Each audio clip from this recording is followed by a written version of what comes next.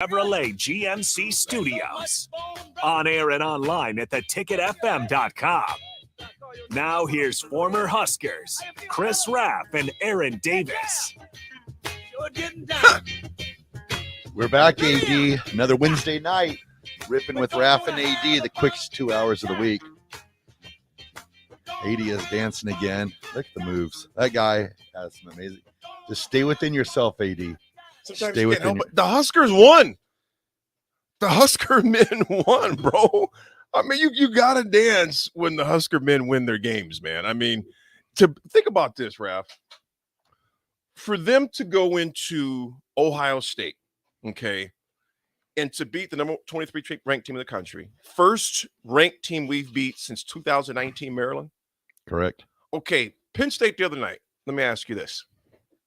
What did you think? Did you think, okay? I was stunned because I thought when they played Iowa on senior night that they had left pretty much everything out on the court to get a victory that night, and then come out 2 days later and absolutely shoot lights out. Was it 65% from three-point line? It was some numbers, I mean, that you just don't see. I mean, we don't see 65. I mean, NBA teams don't see 65% from range like that, man. Yeah, when I'm texting you going, oh, yeah, we're up by 29 right now. Bro, okay, let me ask you this, man. And I thought you was lying. I was checking. I was like, man, we are killing them. Let me ask you this. What was it about? Because I was at Southwest game.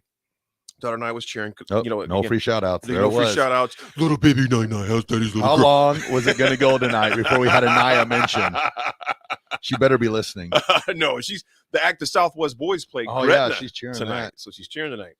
But you go back to the Iowa game, and it was senior night, and I'm not going to fault the effort because against Northwestern, like Fred himself, Coach Horberg himself, the players, I mean, it was very frustrating to see. It just didn't seem like they were very inspired. You know, this didn't seem very inspired or not. Iowa, it was like a different team came out there. You know, eventually, you know, just their depth and their big men kind of took over in the paint, lack of rebounding and things like that kicked in. And, you know, Bach and Strick were talking about that as well. But I can't fault the guys' effort because they came out and balled against Iowa. Just, you know, too many turnovers and too many second chance points, you know, that I was able to get and before they walk away with the win. Now, fast forward, 24 hours later? 48 hours later, they go to Happy Valley, and ain't nothing happy about Happy Valley. I've been there many times, believe me. All right, ain't nothing happy about it right down there, man. For them to score, first of all, okay, they win, but to hang 90 on them. What was their what they shooting percentage wise up there, Carter? What do you think? 65 from threes. I remember that. I don't remember exactly what it was, but I know it was definitely over 50. I think it was, I don't know, somewhere between 52 and 55. I want to say I could probably check that's from that. The 3-point range. No, from the field. From the field. Yeah. Yeah, they were 65 from three. I remember that one. Okay, so let me ask you guys this. Okay, they win.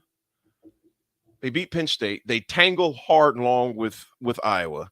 And then they go into Ohio State. Now, let me ask you this. I'm gonna ask both of you guys. Yeah, you guys are looking up the numbers. And to the folks out there, we have a few different we have a different text line, but the Honda of Lincoln hotline is 402-464-5685.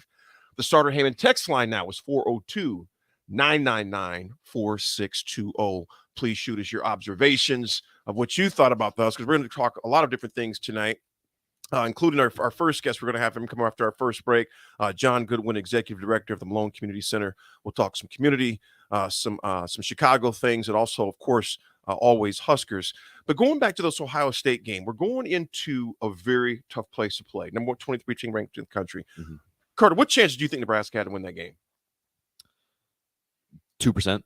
2%. Something like that. I don't know. I not much confidence here before the game. I mean, that's the way you're looking at it. They just ended up, winning by 23. So you're thinking to yourself, all right, they probably have left, they played Iowa tough. They win by 23 against Penn State. They're going to play a rated team. This could be trouble. But instead, like it kind of goes, back to the football team a little bit too, where I always thinking in my head, once we get, that one victory, that why not us attitude, it tends to snowball, and they went into Ohio State, and why not us? They got her done. Go ahead, Carter. I was going to say, so I'm looking at the ESPN, they do that win probability thing that changes throughout the game. at tip-off, Ohio State had a 95.6% chance to win the game before that anything even happened. So before the ball was tipped, they had a 95% likelihood of winning the game. Yeah. So I wasn't that far off with 2. No, you weren't. You weren't very far off at all. You know, Raff, you just said, why not us? I remember Abdul Muhammad. There was a song back in the 90s, man, early, and I was tired of getting stepped on.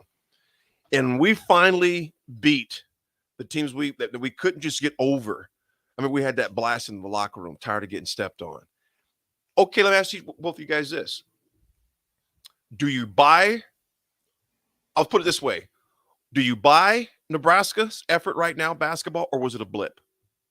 Carter, buy or blip? I'll buy it. I think that Hoiberg getting re-extended probably lit some type of fire with the guys. I mean, think what you want as a fan about whether he should have came back or not, but the guys obviously still want to play for him, and I think his extension to come back, I think just kind of revamped him, saying like, hey, we're still going to play for you. We're ready for next year. We'll show you it right now. Raff, buy or blip? I purchased. I'm all in. I'm like, you saw my Facebook. We're a bubble team. As of now, we are on that bubble. We win the Big Ten, we're in. So do you think we're bracket busters? Once we win the Big Ten, heck yeah, we're going Sweet 16. If Nebraska wins out from right now all the way to the national championship, I'm pretty sure they'd get to 500 on the year. Details. Minor details. I'm gonna tell you guys, man. I buy in that the game, even against Iowa. I know they lost. You know, you don't get effort points here. You know, we don't play for effort points. I hate losing. I'm just gonna put that out to you guys, gals, listen right now. I don't believe in effort points. I don't believe in moral victories. Either you won the game or lost the game. And that saying that's been become more prevalent in the past 15, 20 years. Oh, it doesn't matter if you win or lose. Did you have fun? What? I ain't never lost the game. It was like, hey, that was a good time. No, I hate losing. I despise losing. And I know Fred, his team does as well. There are no moral victories. However, I'm going to say this. It wasn't a moral victory against Iowa. It was a loss. You know, it shows the loss. However, the effort that I seen in that game was something I hadn't seen in a long time. Not even just the effort. They played inspired basketball. They played team basketball.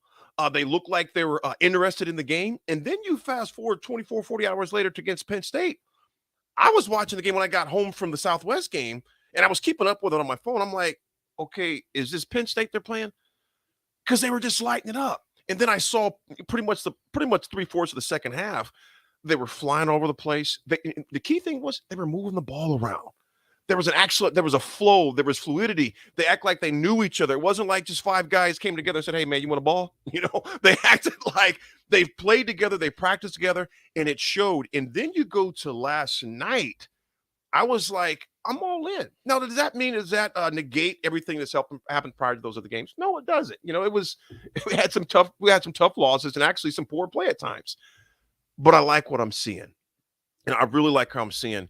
And I'm glad, me personally, I know there's different opinions out there. I'm just going to say it. I'm glad they brought Coach Hoiberg back, because my thing is this. How do you build a program with a revolving door? You keep starting over every 3 years and then start doing some every 4 years. You can't do that. You know, so I think with the recruits that Coach Hoiberg has coming in, particularly the big man, Raff, what's his name again? Blaze Keita. Out of community college in Kansas. Oh, man, not Coffeeville. No. What is he, 6'11" or 7 foot? 6'10", 6'11", 235. He's a big dude. But he's got some base. Carter, how much does he weigh, man? I don't know how much he weighs, but I know just right looking now. at him, he looks a lot more like a true Big Ten center than man. a lot of the other guys that we've had in the past do. I'll just put it that way, I guess. Yeah, and that's a needed piece. We've missed a big man for a long time here at Nebraska. It's good to see that. There's people I've been, just kind of, just around town on Twitter. What does it take to get Trey back? Money. Bryce, you mean? Bryce. Yeah. Bryce. Okay, here's the next question. And folks can answer this. Real quick. Blaze Keita is 6'11", 230. 6'11", 230. I like that.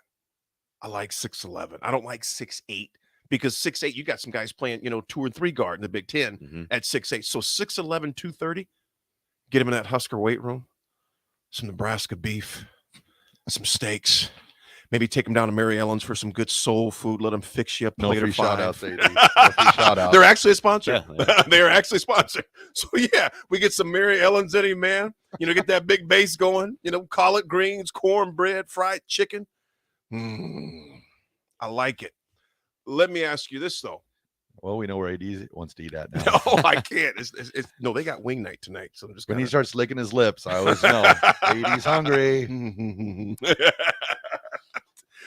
Here's the next question before we head into a break and we get back here very quickly. But here's the next question I want to ask you guys with that situation there at Nebraska.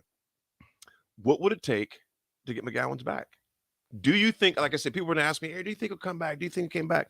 What do you think, Carter? I think a lot of it probably has to do with how many of the other guys come back. I mean, you look at Nebraska the past few years with Fred Hoiberg. Another reason why I think it wasn't the worst, or it wasn't a bad decision to bring him back, is they've had a revolving door of guys. Like, it's not, they've had guys come in, they transfer in, they come in as recruits, and then they transfer back out immediately. So we just haven't been able to keep a solid team together. So I think if a lot of these guys come back, we have an actual team, a good core that comes back for the first time in a long time. That helps. And then money's a part of it too. I mean, he can go to the NBA and he can make millions, or he can stay here, maybe sign some nice NIL deals, and that'll help stick around, help keep him around too. Carter, let me ask you this question. I'm going to ask you as well, Raff. If you're McGowan's, do you stay or do you leave? I think that he probably just as well stay. No, I'm saying you. If this is you. If I'm him? Okay. I'd probably stay, I guess. I probably wouldn't want to leave on the note that how bad of a season that they've had so far. I mean, obviously, yes, there's still the Big Ten tournament and stuff like that, and you never know what can happen. But the lackluster season that they've had, I think he'd probably want to come back, have another chance at it, go get some wins. And he's only gonna, continue to improve his draft stock, barring an injury. So I think he comes back, puts on some more muscle, continues to play well, and he could go even higher next year. So I would probably come back. You said leave on that note. He's gonna make a lot of C notes if he leave, though. Yeah. I'm gonna call him Clay. Once again, coming to America line. So to your point, though, there is a bad taste in your mouth leaving like that, knowing there was so much more to be done, and it could be done. Raff, you're McGowan's. Do you stay or leave? I'm leaving. Why are you leaving besides the obvious? Well, I just had Dick Vitale come out today and call me a diaper dandy on his little board for the Big Ten. I'm going to probably win Big Ten Player of the Year. Chucky, might get some votes because he buried that shot last night, and he's been all around great point guard for them this year, Wisconsin. But I feel that right now the tide is rising for him, and I think he's going to take that money and he's going to jump to the NBA. I guess I'll say one more thing about my thing. Absolutely. If I'm him and all my my agent, my close circle is telling me that I'm a guaranteed lottery pick, then I think I would leave. But if there's a chance that I'm slipping to late first round, maybe even the second round, if he has some bad games on the stretch here, NBA teams don't like his makeup right now, then I would definitely come back. But if he's a lock to be a lottery pick, then yeah, you got to go. That's too much money and just I don't know, that's too much to give up. It's as much as I would like to see him come back, and like you mentioned, to finish some things up and to, maybe leave in a better predicament, not schedule wise, but record wise, it's hard to turn down that type of money. If you're first round, look, you don't have to be playing basketball. You can be in Nebraska, man, slip on some ice. I mean, just a freakish thing, and like you mentioned, that costs you not tens of thousands, that costs you millions of dollars. And people can like it or not, but it is a business at the end of the day. It is a business, So like I said, I wish him well regardless. I want to mention this note before we take a quick break, and this has nothing to do with Nebraska basketball or Nebraska football or Nebraska athletics in general, but it is athletics. I was just seeing on Twitter on the way up here, Raff, there was a soccer player at Stanford, Katie Meyer, captain of the Stanford women's soccer team, has died. She was 22 years old. And I was reading that. It's unspecified, but apparently it was at a residence. Never released that yet. But I'm just thinking about, man, I got a son that's 22, one is 21, and a daughter. In regards to how old, it's just 22 years old. So our hearts and prayers and thoughts go out to the Stanford athletic community in that university. You were with Riffin and Raff on AD. We'll be back with John Goodwin, Executive Director of the Malone Community Center, also the father of a Husker who's on the current football squad right now. Again, we'll talk to you for a few seconds. Got to pay some bills. Need to send a message? Send it with cake. Congratulations. Here's a congratulations chocolate rum cake from Beatrice Bakery. Thank you? Say thank you with an amaretto cake. I'm sorry that I accidentally hit your mailbox with my car as I was backing out of the driveway and then continued right into your prized petunias. You say that with a lemon drop cake. Everybody knows that. Beatrice Bakery in downtown Beatrice or online at beatricebakery.com. Here to help you say whatever it is you need to say. Welcome to our world of yum. 93.7 The Ticket, Fox, KFXL weather. Brought to you by Bryant Air Conditioning, Heating, Electrical, and Plumbing. Your first alert weather forecast tonight, mostly clear, windy, and colder. Northeast winds to 25, lows 30. Mostly sunny, a cooler day on Thursday, highs right around 53. I'm MTV Chief Forecaster Ken Fountain for 93.7 The Ticket and theticketfm.com. If you came across someone struggling with hunger, how would you recognize them? By their clothes? Their age, the way they speak? Would you notice a 16-year-old boy who got his first job? Not for extra spending money, but to help feed his little sisters? Or a mother who's in between jobs and sometimes goes to bed hungry so her kids can have dinner? Or a 14-year-old girl who signs up to every after-school activity, not to make friends, but just to get something to eat? Or a retiree who fell ill and had to choose between getting medicine or groceries. I am the 1 in 8 Americans who struggle with hunger. People you pass by every day but never knew were hungry. I am hunger in America. Hunger can be hard to recognize. Learn why at IamHungerInAmerica.org. Brought to you by Feeding America, 200 Food Banks Strong, and the Ad Council. What does better service mean? At Allo, it means that you get the best fiber internet available at prices that work for you. Better service means installers who show up on time. Better service means no billing shenanigans. Better service means a real person answers the phone. If you're not paying for better service, what are you paying for? Get Allo. Get better service. Switch today at allofiber.com/better service. Every time the back door closes, it squeaks and reminds me of how I used to go out back for a cigarette 2-3 times a day when I was stressed, when I was hungry, when I was bored. But then I think of how the stale taste lingered in my mouth and I reach into my purse and pop a stick of gum. And the craving is gone. Call the Nebraska Tobacco Quit Line, 1-800-QUIT-NOW, 1-800-784-8669. Paid for by Tobacco Free Nebraska. Aired with the Nebraska Broadcasters Association and this station. Papa, why can't we telegraph while riding a horse?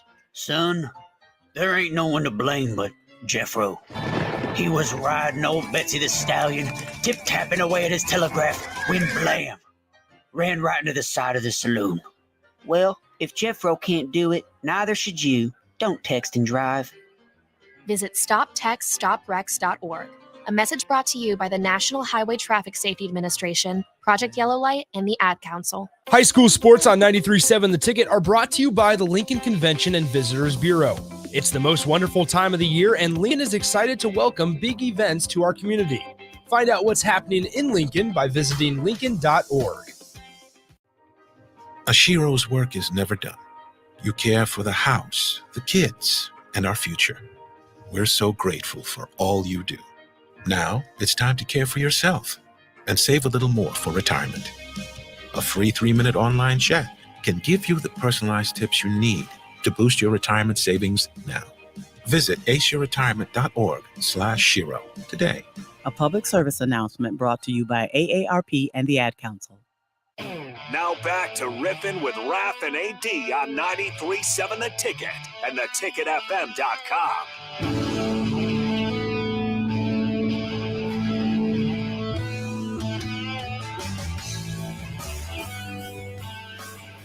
We are back here on this Wednesday night, Riffin with Raff and AD. We have another great guest with us here tonight. Yeah, I don't know about great, but we'll let that one slide this time, Riff. You believe this guy? Yeah, I don't know about that. I've got some stories about that great part. Fans, I'm just going to ask the listeners out there right now, if you gave someone some money and in exchange, they said they're going to purchase something for you, but yet you never see the purchase of the money you gave them. When me and this gentleman I'm going to introduce, both of we go back, we know each other probably since we're about 10 years old, if not younger. I gave this individual, he lived in Chicago, and said, hey, man, we were in Sunday school, of all places. hustled me in the house of the Lord. Hey, man, you give me $20, I can get you some Jordans.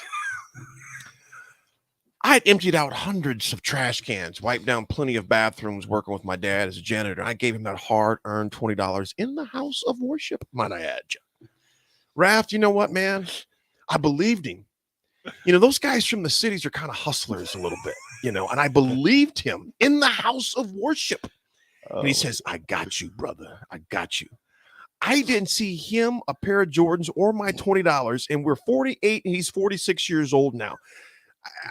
So I'm going to question some things. I haven't let it go. I'm learning to let it go. Okay, John? Folks, with all due seriousness, but that is a serious story. I ain't lying. That man will be $20. But nevertheless, this guy is not just a guest. He's family. He is, we've known each other for many, many years. Like I said, almost close to 40 years, actually. That's a lot of interest on that $20 too, by the way. Carter, I'm going to just keep it real, man. That's a lot of interest.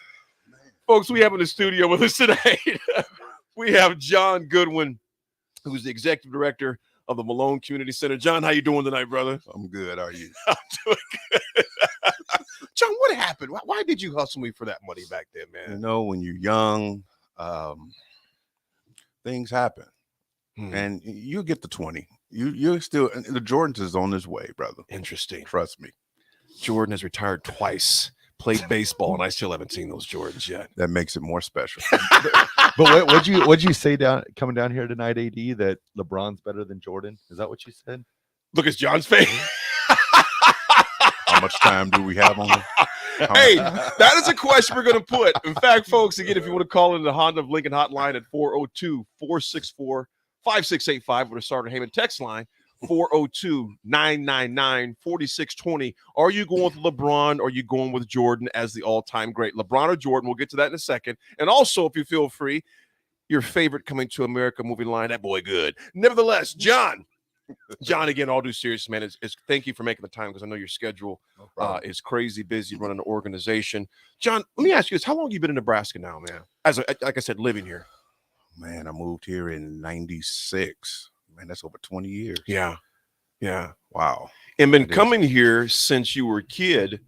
What made you make those trips here? Just kind of explain to the audience what the connection with Lincoln, Nebraska was. My dad and your dad actually were really good friends, actually pastors. And every Easter, my dad would come down to your church and preach for a long time. Very long time. And talking hours. And we that's what we did all year, every year for Easter. So we'd come down and visit and we'd hang out. Man, I think I was 8 years old. You were 10. Yeah. I think that's when that started. Absolutely. You know, so 38 years ago, and another connection here, John's aunt, Emma Roseberry, and some of you remember the late John Roseberry that had the Shoei karate under Taekwondo judo here for years. In fact, he taught a lot of the Lincoln police officers back in the day, along with John Pitts, former Nebraska football player, former police officer as well. So that was, John's uncle, John Roseberry, one of the connections there. What made you jump when you first came here? You're from Chicago, okay? Stark contrast to Lincoln, Nebraska, man. Ever since the way population, culture, everything else. Tell us about growing up in Chicago, though. It was it was interesting. I actually grew up in a south suburb, Harvey, which is not too far from Chicago. Then my mom moved over to 72nd and Normal on the south side. So it was interesting. A lot of violence. I loved it. The food is great. So if you ever been to Chicago, the food is awesome. Yeah. But the reason why I came to Nebraska was because of the violence, pretty much. In 95, if you remember, I came down here to visit for about a week to see if I wanted to move here. I got here. I said, no, it ain't nothing out here, man. There's no water. There's no water. I mean, I want to go to the lakefront. I mean, there's nothing Oak here. Lake, for heaven's sakes. It was Oak Street. That's all it was. And so I said, you know what? I'm getting out of here. So the summer it was actually in June. I was on my way out to grab something to eat. And as I walked out the house, there was a drive-by shooting right in front of my house and bullets flying through the house. And So I hit the ground, face is on the grass, and all I could remember is saying, I can hear the bullets flying over my head, hitting things in the yard. And I said, you know what, God, if I make it out of this, I'm moving to Nebraska. Yeah. And that was 2 months later. Got the car and rolled out here with my sister, and she flew back, and I've been out here ever since. You know, and JG, we like I said, we're like brothers. We go back a long way, and we laugh and joke a lot. But you, and this is what we'll get into this later, you became a statistic in an odd category, because if you look at stats in the time that you were living in Chicago growing up, you'd either be dead or in jail. You made a decision and says, I'm out of here. What about some of your buddies that were still there? And that was actually when my freshman year in high school. We all was in the auditorium, and the principal said, look next to you, look to your right, look to your left. He says, everyone is not going to make it to 21. Either they're going to be locked up or shot, dead. And that's exactly what it was. A few of my friends didn't make it. Some of them still locked up. Some of them are hung out on drugs, died from gun violence. I was just blessed to make it out of there in time to where I was able to save my life. And so it's hard to go back there sometimes to see the city and how run down it is. Yeah. And see some of the people that you've grown up with, and they look 60, and and I'm like, man, you aged 20 more years. Like, what's going on? So yeah, I mean, it's tough, but I lost some friends. But I was able to gain some great ones living here in Nebraska. What was the influence that your parents played on you, and just some of the decisions you made to avoid a lot of that? And some of it was unavoidable. Like you said, you're just walking out of the house, but where you knew there was going to be certain conflicts, and you look at a lot of the athletes that are at Nebraska today from various parts of the country, various parts of the world, if you would. What was the impact of you having both a mom and a dad at home? And not that it makes one of us, but just literally having a mom and a dad at home. What was the influence that played in your life? Very important. I couldn't get away with a lot of things with my dad around. My mom, I can sweet talk her. I can get out of there and do something. With your dad, man, he knows exactly what you're doing. Right. And so he held me accountable. A lot of expectations, kept me in sports. That was key for me to be in sports and to stay off the streets. With his reputation of being a street minister and being a pastor, he had the respect of gang leaders in the city. Even on the south side of Chicago, that's GDs and Blackstones and Vice Lords. So it was at one point where all of my friends were in a gang, either one side or the other. And so I had to choose which one I wanted to be in, because it was something like, man, I want to be able to hang out. Right. And when I had gang members telling me, no, man, your dad's a preacher, or no, we respect him too much to have you in there. So it was important to have my parents, in there together, working on not just me, but both my sisters. John, you said something here that is huge, and we'll allude to this later, but you said accountability and expectations. Why is it important to have expectations for kids today, whether in sports, at the Malone Community Center, just in life in general? Why is it important to have expectations and accountability? You want to be able to give them a future. You want to be able for them to see the end. I always say this: the vision is always the end result of where you're trying to go. If I would have known that I would have had to get shot at or dodge bullets to come here and run a community center, if God said, look, this is what you're going to have to go through to get to where I'll be like, no, that's okay, I don't want to do it. I'll pass on that one. But it comes a time to where you want to put the expectations on the young man or the young woman. Give them something to look forward to. Believe for them. Sometimes as a youth, as me growing up, I didn't believe in myself and a lot of the abilities that I may have had, or what I was trying to accomplish. Right. And so it took a coach. It took a football coach, a basketball coach. It took a dad or a mom or a neighbor. I mean, my neighbors was whooping, they were jumping on me. Yeah. You ain't doing right. So I I get jumped on before I got home and when I got home. That's a whole nother subject. So I'm still asking for an apology from my mother. But that's probably right there at that $20 for the Jordan. Yeah. Right.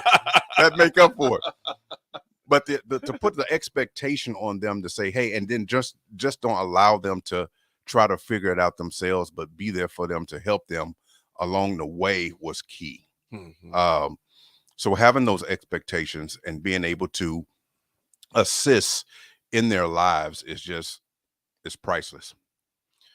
You know, John, you just the segment before this one, the show before, it's a teammates mentoring and how important that is. And what you just said is the epitome of what they do all the time. You know, as far as mentoring, you know, maybe there be a neighbor, a coach, a teacher, or just someone who just cares, wants to hold you accountable and have some expectations for you. You know, John, when I think about your dad, you know, both of our fathers, me and John have are both lost our fathers in the past 3 years because Pastor Goodwin's been gone, what, 3 years now? 2017. 2017. You know, so almost 5 years now. And of course, my father just, you know, a little over 90 days ago. And those guys were tight. When they would get on the phone, you just hear them laughing, you know, and just shooting the bull like back in the days, man. It was cool to hear them talk. But, you know, I was thinking about the place where your father just didn't choose just to live there. He got involved. And we bring this back to sports, how we all get involved in sports. We love Husker football. We love Husker basketball, gymnastics, bowling, you know, softball's kicking tail right now. In fact, Abby Squire, who is kicking butt for right now for the women's softball team, is my neighbor. You know, Abby's been swinging that bat since she was, you know, a little child, 4 or 5 years old. We get involved. We get excited about things like that. But at the end of the day, when we really think about this, that really doesn't impact our lives. You know, it's entertainment. That's where we're the entertainment business. And it's great entertainment. Don't be wrong. There are jobs and livelihoods that depend on their success. We do get that. We're not negating that fact. But I guess my call to all of you that may be listening this evening, get involved in your communities. What I mean by that is, as John's father, now think about Cabrini Green. Now, those of you who are familiar with the old school show Good Times, Dynamite, JJ, you know what I'm saying? That was shot at Cabrini Green. And I was doing some research on Cabrini Green, and I knew a little bit, didn't know this much, but it was completed in 1942. And it was at first had 586 units for soldiers' temporary station in Chicago during World War II. And then with the passage of the 1949 Housing Act, it approved another wave of slum clearance, what they call it, for new public housing construction, as they called it back then, the Cabrini Green extension. And John, will take you back here. That a high rise of 1,921 units. That was projected in 1958, followed by the William Green Homes. I know you've heard of the William Green Homes that was built. And it was the first, and that had 1,900 units, and that was open in 1962. But then we know what happened in the 80s. First of all, there was drugs in it, but in the 80s when the crack cocaine came in and changed everything. Your father would go into these places. I mean, the roughest areas in the country, not just Chicago. You got Detroit just north of you guys. We're talking about in the country. How did that impact you that he chose not just to sit idly by, but he wanted to get involved and make a difference? How did that impact you growing up, man, for him to get involved? He became more of my hero than ever. There was areas, and I hung around in some areas. I've hung around in some tough areas, but Cabrini Green was one area that a brother did not hang out in. And in fact, you had to get permission to even go in. Wow. From the gang leaders at that time. And so he got permission, get this, he got permission from the gang leaders to go inside Cabrini Green and put up a microphone and witness to gangbangers, prostitutes, pimps. From that, he was able to build friendships, get people clean from off drugs, alcohol, abuse. I would see them sitting next to me because I was forced to go to church. So I would sit them, I would see them right next to me. I'm like, man, bro, what, you know, and I couldn't figure it out at the time because I was younger. Right. But the older I've gotten, I realized the respect that he had in that city. to be able to go to any part in Chicago and witness to anybody that he wanted to witness to. Not just him, but my mom was right there with him. To go into the Robert Taylor homes and go into those homes and grab people out of there, man, and take them back to their families, clean them up, get them into programs, see them at church. I mean, and work with them. I've seen that every Saturday morning. That's what he would do every Saturday morning. John, that area began to change because of gentrification.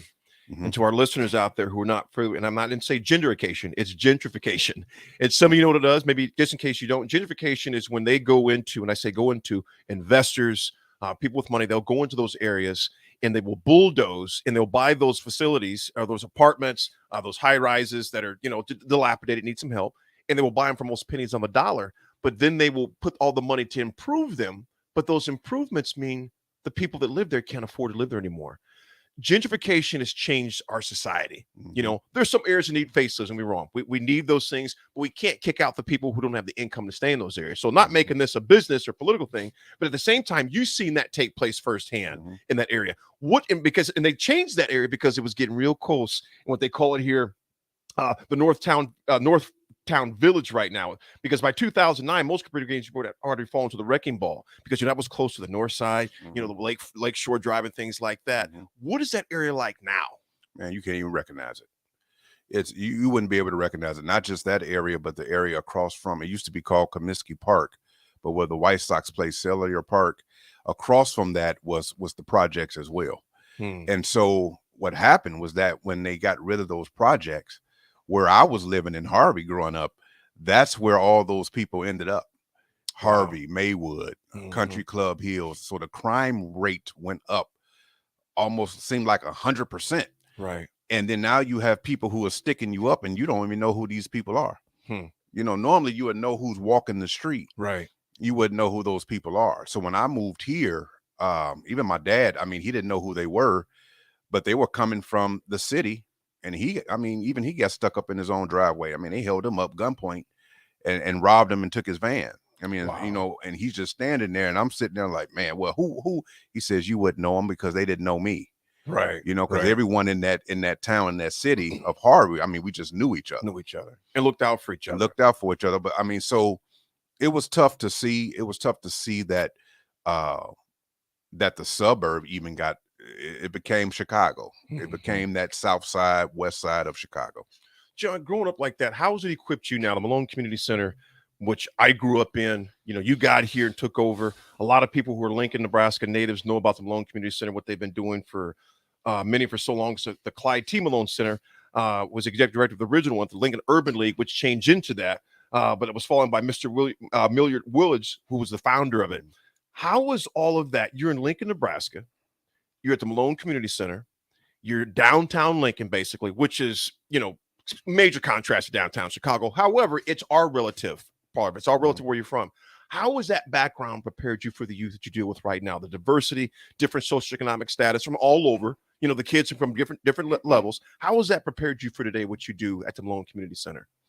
I wouldn't be prepared if it wasn't for the experiences of my life. Those experiences prepared me to be able to offer and to know that it's going to take different experiences for our youth and for our families to experience the success that they feel that success is for themselves and for their families. And you guys have a very diverse population of students, families. What are some of the programs you guys offer at the Malone Community Center? Well, we have a partnership with Ruth Staples over at East Campus of University, where we have a preschool there from Monday through Friday from 7:30 to 5:30. And we have an after school program where we pick up from 13 different schools. We bring to our facility. We feed them. We work with homework. They learn a lot of different things as far as gardening, cooking, the STEM, learning robotics, learning those type deals, technology, aviation that we're getting ready to add here pretty soon. Oh, wow. And then we have a teen program where they're learning how to be entrepreneurs. Our young men and young women are learning business, how to own their own business. What is that about? The economics of it. We have a Take Pause program where our youth are working with the police. And when I say working with the police, they're learning each other's verbiage. They'll go out and watch a movie, or go out and hang out, go bowling, or go plant trees in the community, to where we're building that rapport and that relationship with each other.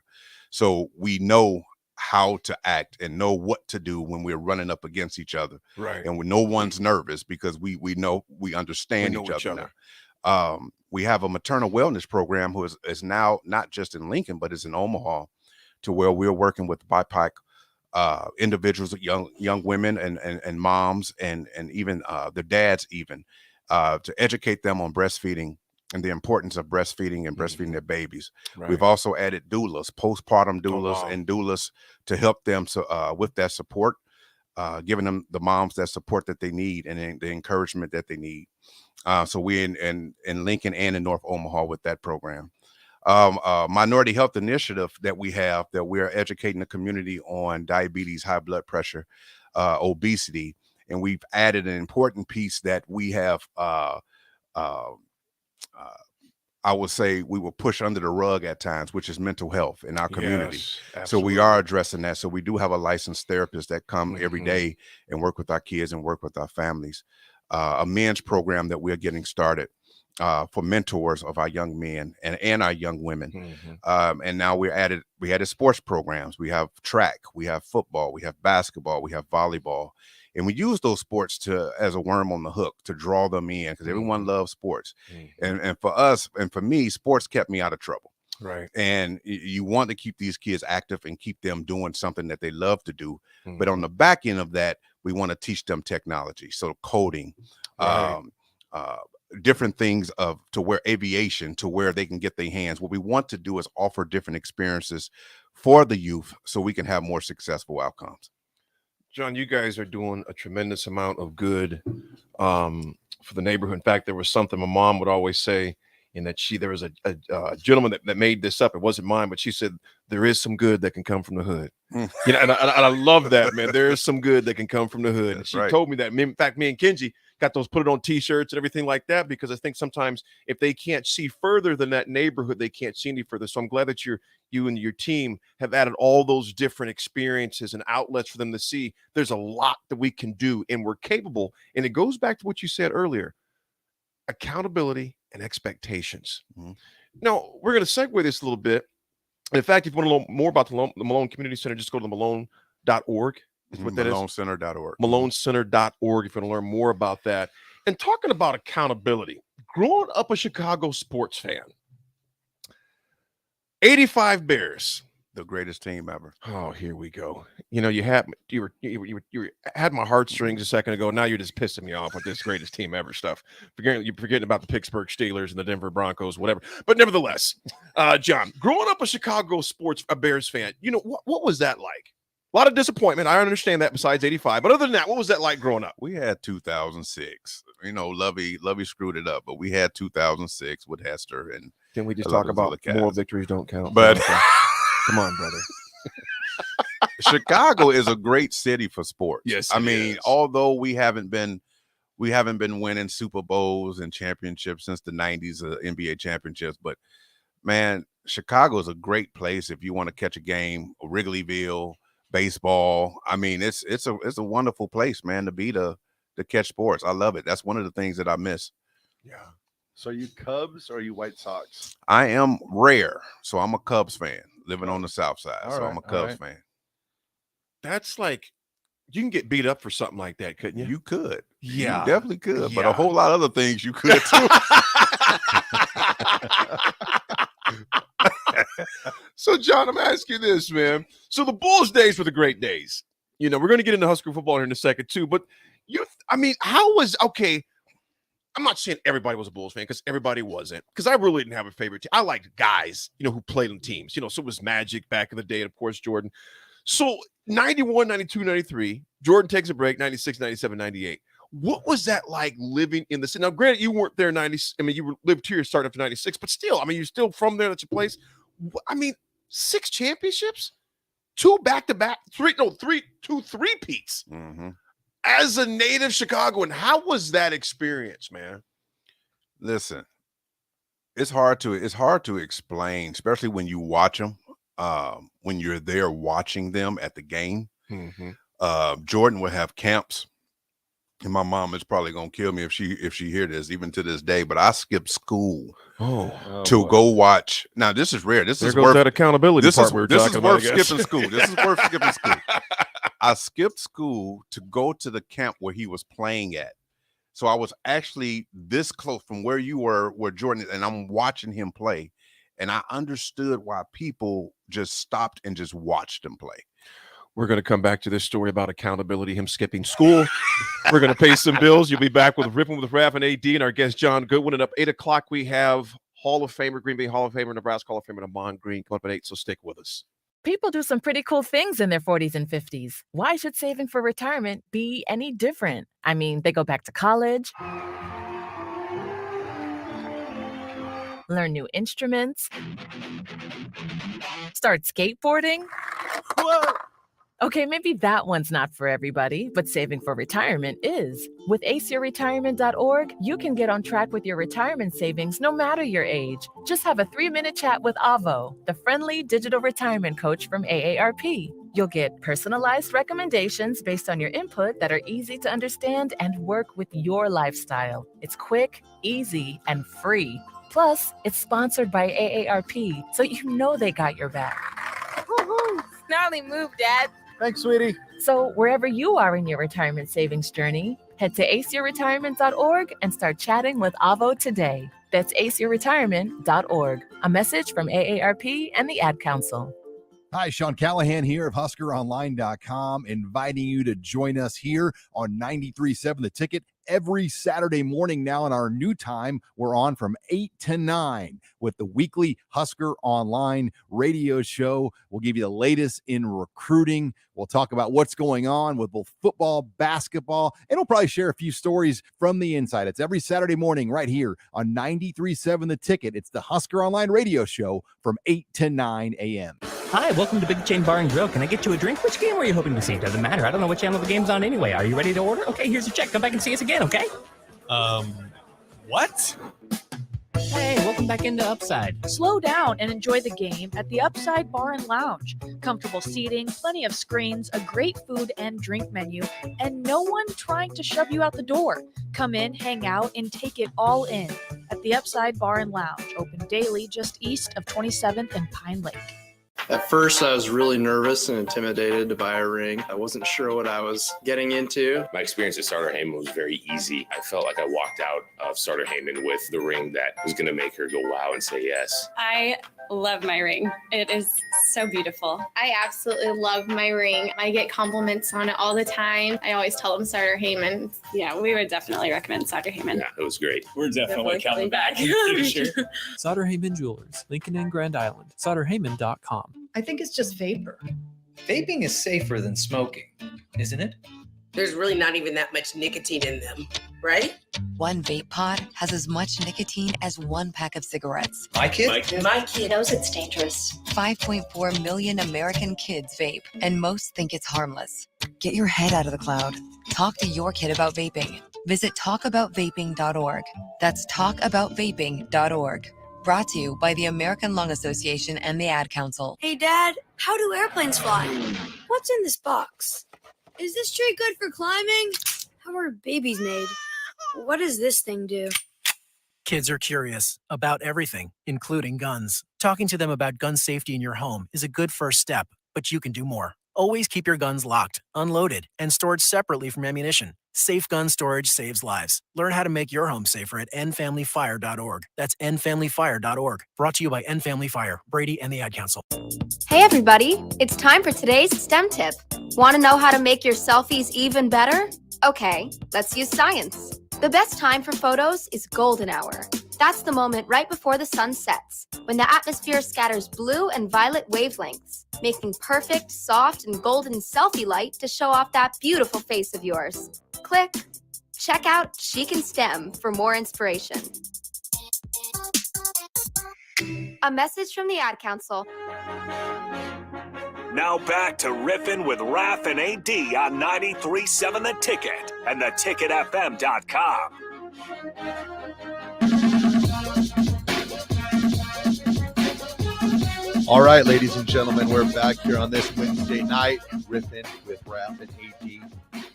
With our guest, John Goodwin. All right, so we left, went to a commercial, and started talking a little bit about him playing hooky. Go see Michael Jordan. Talking about Michael Jordan and his greatness. So you came to Nebraska. It wasn't a bad time in Nebraska football, about 96. No, the next year we won a championship. So we were kind of right in the middle. So you were kind of like right in the tidal wave, I guess you'd call it, for those years. Was there anything were you a Nebraska football fan before you came to Nebraska, or are you a Nebraska football fan now? I guess I should ask you. Well, when I got here, I was not a fan. We grew up watching Notre Dame. Yeah. Notre Dame. Keep it short. We Hey, don't talk about I know. Notre Dame I am station just telling you what it was. That's a quick way to get That's kicked just out what of the it station was. and microphone taken out. Hey. So we didn't get a lot of Husker games. So I got here, and of course, matter of fact, me and Aaron was staying together in the same house. Yes. And that's how I got to know a lot of the Huskers that was playing, B Miles and all those guys there. So although I wanted to see him win, I just wasn't a fan. And one day I was talking, I don't know if it was Aaron or someone, I said, you know what? The only way I would root for Nebraska if I had a son that played for him. And look what happened. And just so happenly, he is playing in Nebraska. So now I'm like, go Big Red. In the words of Coming to America, praise God. Go Big Red.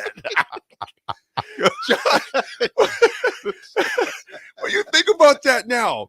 So to our Big Red fans out there, John Nolan Goodwin is a tight end for Nebraska right now. Tell us about why he chose Nebraska. He was a part of a very prolific high school offense there at Lincoln High.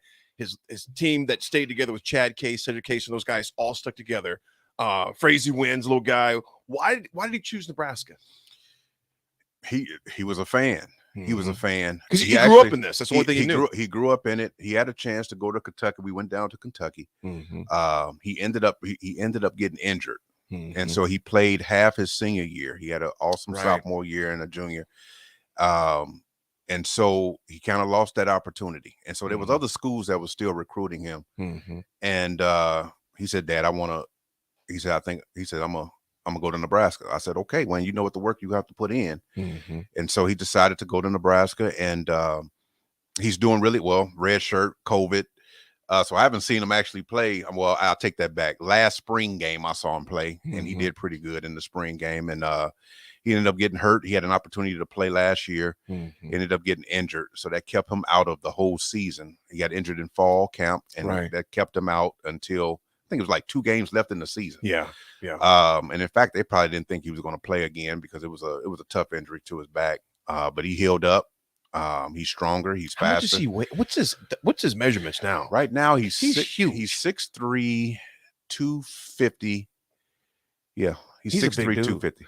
You know the thing that's impressive about that, John, because sometimes you get an injury and it's easy to just go just deep six, mentally be out.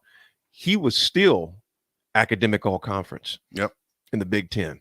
He just got another one. Yeah. Another one. 2 times. Congrats on that, man. Appreciate that. You talk about that accountability and expectations of him. What are, because what I've heard, he's been practicing very good down there at tight end, especially when you have a new, offensive coordinator, etc. What is he looking like? What's he kind of feeling right now about things? Obviously, spring just kicked off, but I know he had a great winter, picked up some more strength, cut up even more. What's his outlook going into this right now? Just kind of a fresh start, if you would. That he's going to take it. He always had a chip on his shoulder, and now the chip has gotten bigger. And he's taken that. And although he's lost some friends, because some of his friends did transfer out, he had to gain new friends. But we talk all the time, and it's all about staying focused. Right. You can't worry about what's around you. You only control what you can control. Just be ready when your number is called. Right. And so he takes that and he says, "Hey, I have nothing to lose." And so he has that mentality of I'm gonna go get it. I'm gonna go take it. I'm gonna do everything I can. Now, granted, there's new coaches there, new system. He has to learn that system. It's not like it was last year, but so does everybody else. That's right. And so while they out kicking it, I mean, I called him one night. It was a Friday night. I said, "Where you at?"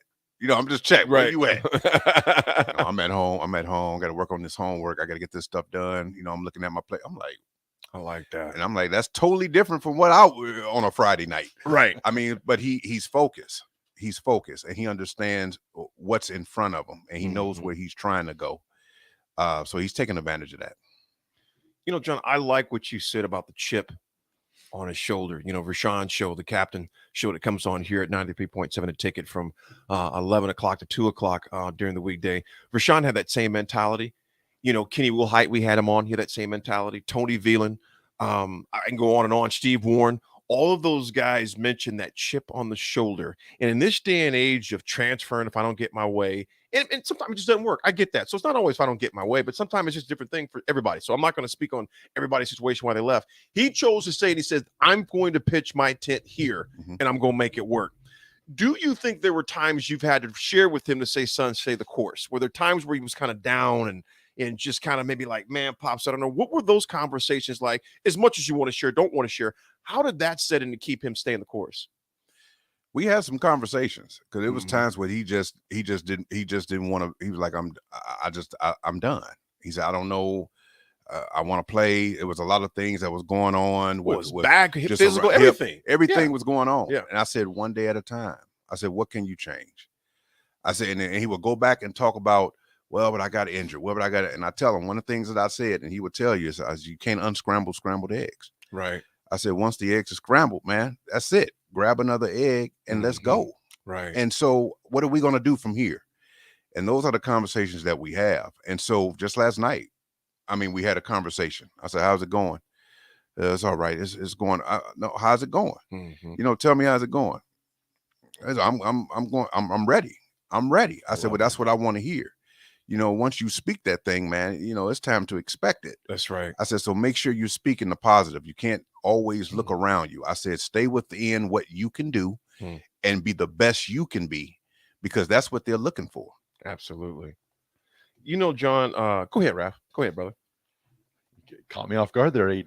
I'm making sure you ain't sleeping. You're very tricky like that. You're very tricky. I'm guessing he probably hasn't really said too much, but like the new offensive playbook, is it like all pretty much brand new, or does he recognize some of the terminology? Or even, I know Coach Case's offenses at Lincoln High they were crazy for similar. That offense that they ran at Lincoln High prepared them for college. Yeah. Because some of the terminology was the same. Some of the things that they're doing as far as with the tight ends were the same.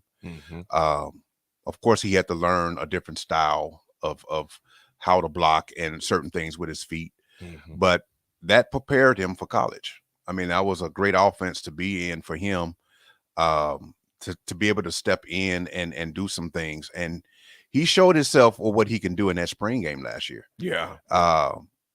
It hurt me. Almost, it seemed like more than it hurt him, because I'm like, man, I ain't seen you play since high school. Right. Let's go. I know what you can do. You know what you can do. Let's get out there. John's like, I've been waiting to wear these Husker colors for 24 years right. now. These things feel good. Right. You got me wearing this, man. Let's go. You sure as heck wearing the Notre Dame gear down there, buddy. I'll tell you that right now. Oh, no. I haven't worn that since. But it's he's ready, man. It's one thing that I can see that he's focused. He didn't give up. He kept his grades up. He started working out harder. He started doing things in the off season that no one had to tell him to do. Right. So I know his head is on right. Self-starter. That's awesome. Folks, it was a privilege. This time definitely went by too fast. We'll definitely have to have John Goodwin on again, Executive Director of the Malone Community Center, father of John Goodwin, tight end at Nebraska right now. I love the sense of urgency that he plans with and that he prepares with, and that's definitely something you can kind of just see that's going on down there right now. John said two things that really stuck out, a lot of things, but that accountability and expectations are huge. And Lord knows we got a lot of expectations for the team coming up this fall coming up. Folks, with John Goodwin, we got Amon Green coming up at 8:10. You definitely want to stick around for that. He was a decent running back, Carter, at Nebraska.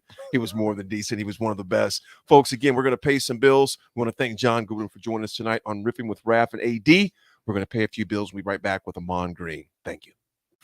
This is Lincoln's home for sports talk on the FM dial. Also online at theticketfm.com. On the internet, KNTK FM Firth, 93.7 The Ticket. Listening to this Allstate commercial about savings might be the hardest thing about getting those savings. Save for simply becoming an Allstate customer. Save more for adding DriveWise. And save even more for driving safely. Visit allstate.com or contact your local agent for a quote today. Allstate. Minimum effort, maximum reward. Not available in every state. New customer savings based on early signing discount. DriveWise is an optional feature. Savings vary based on how you buy. Subject to terms and conditions. Allstate Fire and Casualty Insurance Company and affiliates. Smoothbrook, Illinois. You knew the risks when you decided to drive drunk. There could be a crash. People could get hurt or killed. But that didn't stop you, did it?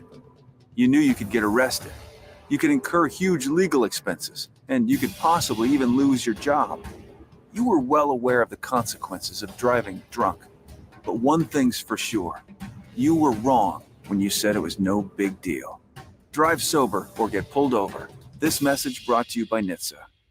Did you know your air ducts can hold up to 17 pounds of dirt, dust, pet dander, and so much more? John Henry's is here to help make the air you breathe cleaner with a duct cleaning. If you've never had your ducts cleaned, now is the best time, especially if you have pets, someone in the home with allergies or asthma, or you've ever done a renovation. Find out more at jhlincoln.com or give John Henry's a call or text today. 435-5555. John Henry's Plumbing. Heating and air. You want to feel important. You want to be a part of something bigger, something that matters and can help change things. You want to feel like you belong. We know. We felt that way too. And that's why we did something about it. We aren't just Army National Guard soldiers. We are normal people just like you. And together, we can make a difference. Take on your legacy. Visit NationalGuard.com to find out more. Sponsored by the Nebraska Army National Guard. Aired by the Nebraska Broadcasters Association at this station. Mary Ellen's Food for the Soul. It's soul food right here in Lincoln. Ribs, wings, catfish, coleslaw, cornbread, grits. I mean, I'd say it's food like your grandma used to make, but my grandma never made food like that. If you haven't already, you've got to give it a try. Check out their location across from South Point at 27th and Pine Lake, or find their food truck at events all over town, or visit them online at maryellens.com to see the full menu. Mary Ellen's Food for the Soul. Let them fix you a plate. Need to send a message? Send it with cake. Congratulations? Here's a congratulations chocolate rum cake from Beatrice Bakery. Thank you? Say thank you with an amaretto cake. I'm sorry that I accidentally hit your mailbox with my car as I was backing out of the driveway and then continued right into your prized petunias. You say that with a lemon drop cake. Everybody knows that. Beatrice Bakery in downtown Beatrice or online at beatricebakery.com. Here to help you say whatever it is you need to say. Welcome to our world of yum. I'm Jenny Benson. I taught for 32 years. Educators are used to the challenges of a typical school year, but the last year plus was far from typical. Yet everyone leaned in and found creative ways to adapt, innovate, and persevere. Behind each student were resourceful families and dedicated educators who reached out with open arms of support. Because of all the ways we work together, our students continued to learn, grow, and thrive. Sponsored by the Nebraska State Education Association, aired by the Nebraska Broadcasters Association in this station. Hi, this is Pastor Tom. Did you know there's a place kids can seek out help when they're away from home and something goes wrong? They find themselves in a difficult spot or even a dangerous situation. Maybe another child is bullying them or a stranger is following them. Perhaps on a date and things just go bad. In Lincoln, here's where they can find help. It's called Safe Place. Safe Place is a national program for children taking place in thousands of cities across the United States. The People City Mission is sponsoring this program in our community and has set up a number of businesses, fire stations, schools, and nonprofits around the city to become safe locations where kids can seek out help. They just need to look for the big yellow sign that says Safe Place on it. Then go inside and ask for help. We will be quickly connected to them and ensure they make it back home or to whatever resources are needed. If you'd like to find out more about Safe Place and ways in which you can get involved, just go to pcmlincoln.org. Remember, when we all do a little, we change a lot. Welcome to Riffin with Raff and AD, coming to you live from the Koppel Chevrolet GMC studios. On air and online at theticketfm.com. Now here's former Huskers, Chris Raff and Aaron Davis. We're back again here on this Wednesday night, riffing with Raff and AD. The quickest 2 hours of the week, no doubt. AD, I think you two got along pretty good back in the day. And now. Man, there are so many stories I can share about that. And we know it's a sports radio show. We try to keep that fun. And there were some great moments in there that really pulled at the heartstrings as we go back so long and such a lot of things we've been through together.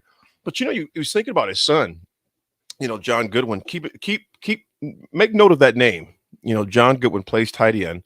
And just a hard worker, because I've seen that firsthand, just how hard he's worked down there at the University of Nebraska, the football team. Weight room wise, had some pretty bad back injury, but they just didn't think he was going. I mean, there are times I was thinking, man, he might just want to just call it, just go to school and be done with it. But he kept plugging along, kept dialed in. Second time all academic all conference, which is huge in the Big Ten as well. Injured, not playing, and still just stayed dialed in and focused. And that's something that, John alluded to when he said, accountability and expectations. So there's definitely there. And I think that I would say that's true for the whole football team right now, as far as those accountability and expectations. Let me ask you guys this, as far as expectations. Now, a lot of people, and we'll talk to Mon about this shortly too. We'll take one quick break and pay our bills, and we'll come back on with Amon here shortly. But I think about spring ball, and to the players, and Coach Osborne mentioned this when he was on Rashawn Jackson's show on The Captain earlier this week, when he mentioned spring ball was a chance to evaluate, to see how people were doing. And so that was huge. That was huge. Because he realized there were players that could really step in, and you could evaluate a guy to see how much they progress. You figure winter conditioning, and there was always surprises during spring ball. What's your expectations for spring ball, Raff? What are yours?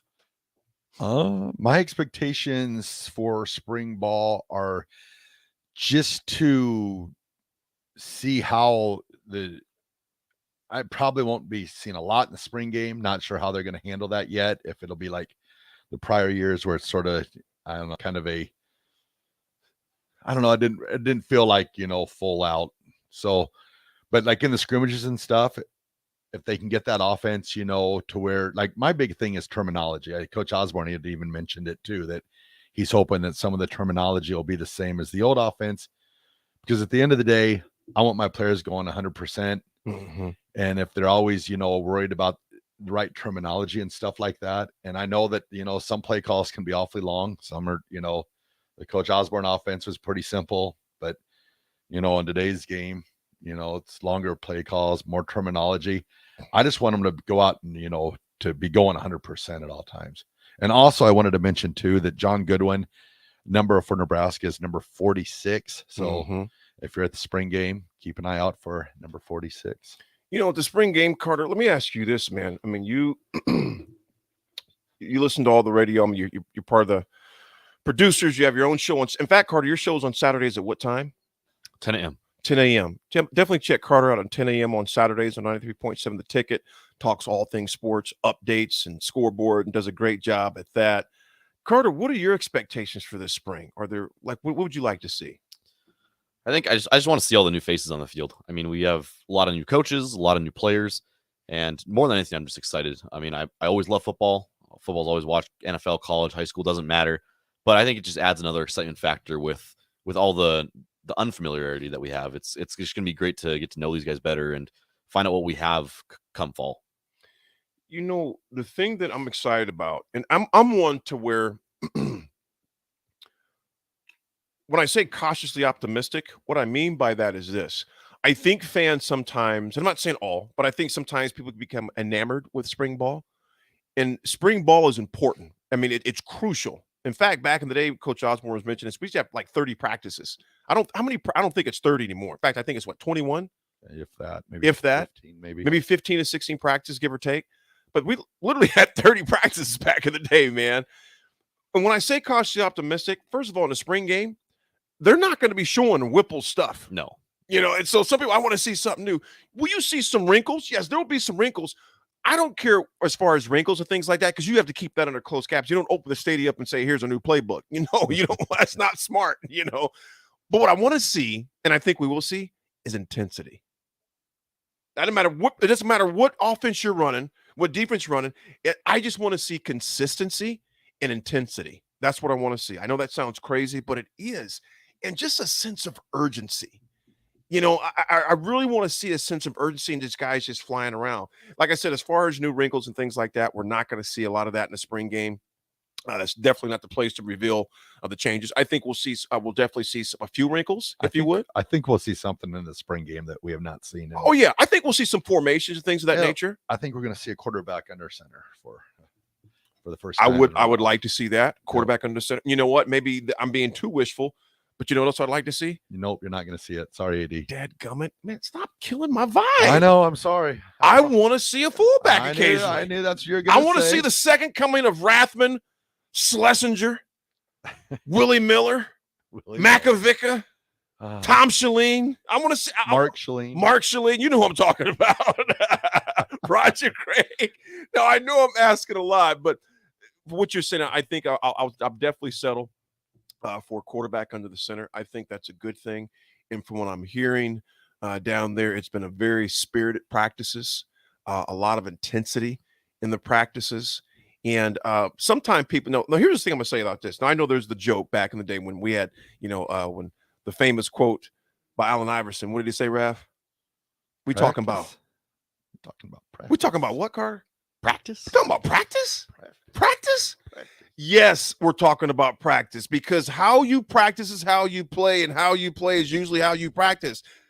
Practice is crucial. That's why I'm saying I'm cautiously optimistic in that I just want to see consistency in practice, and what I mean by that, it'll show in game times what's going on. I think they're busting their tails off. They're doing the best they can. And I think with this, this new blood, if you would, and even on the offensive line, with Raiola, obviously Whipple, Mickey Joseph, etc. I want to see that, and I'm excited to see that. I'm just a fan. We're all just fans. Folks, we're going to pay some bills, and right when we come back, Hall of Fame Green Bay Packer, Hall of Fame Nebraska running back, one of the greats to ever wear the N. We'll have Amon Green in our next segment. I'm Jenny Benson. I taught for 32 years. Educators are used to the challenges of a typical school year, but the last year plus was far from typical. Yet everyone leaned in and found creative ways to adapt, innovate, and persevere. Behind each student were resourceful families and dedicated educators who reached out with open arms of support. Because of all the ways we work together, our students continued to learn, grow, and thrive. Sponsored by the Nebraska State Education Association, aired by the Nebraska Broadcasters Association in this station. Freddy's Frozen Custard and Steak Burgers is all about the good and creating more of it. More drive-through celebrations, more weekend traditions, more family dinners and lunches, more car picnics and road trips, more desserts, maybe more second desserts. More celebrating being together as much as we can. There's always room for more good and more Freddy's. Keep the good going with a taste that brings you back.